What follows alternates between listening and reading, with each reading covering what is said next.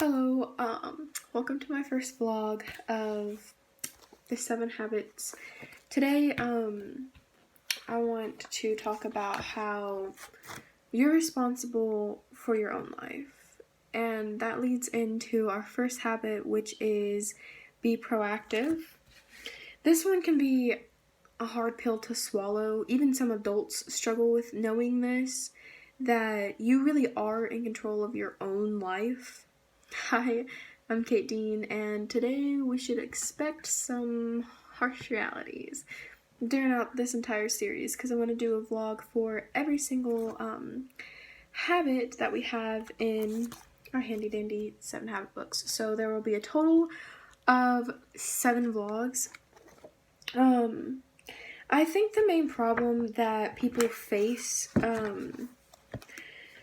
is taking initiative and taking control of their own life. Like, people don't quite understand that it is their own life. There's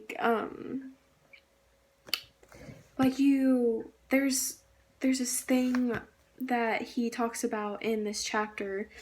I'll show it to you. It's on page 55, and it's called The Circle of Control and the Circle of No Control. I can't read. What's it called? Backwards. But, no, the main problem is that we really struggle to understand that. Like it says on the bottom of page 54, it says, the fact is we can't control everything that happens to us.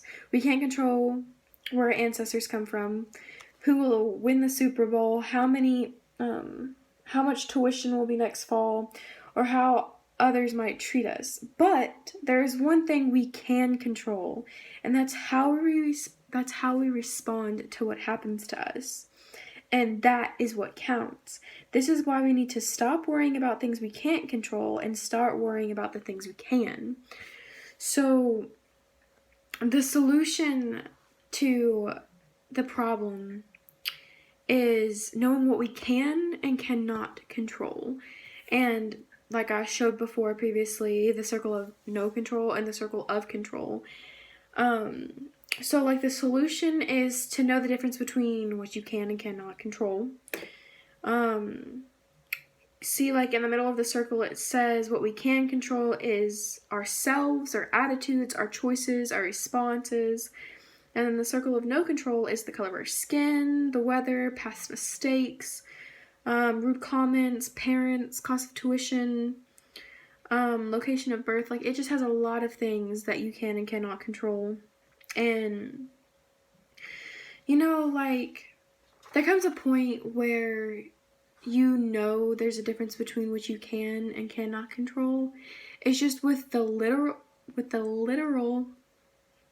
more little things, it seems to be difficult to remember that, especially when it comes, especially when you're a teenager, because, like, Berta over there wants to make a rude comment, and you just want to be an impulsive person and snap back and make a rude comment back.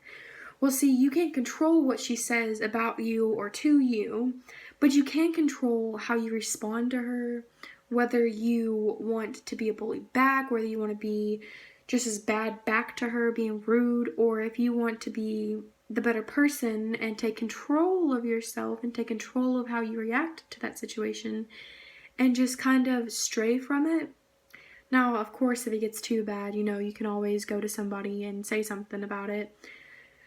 But at the end of the day, no matter what happens, no matter what Berta says, no matter what, anyone says or does, you're in control of you.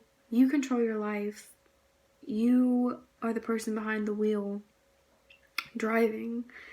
And I would just like to point out a quote that he says. He says, "Think of how boring it would be if nothing challenging ever happened to you. You'd never learn, and you'd never, ever change." Which I think is a very good ending point here.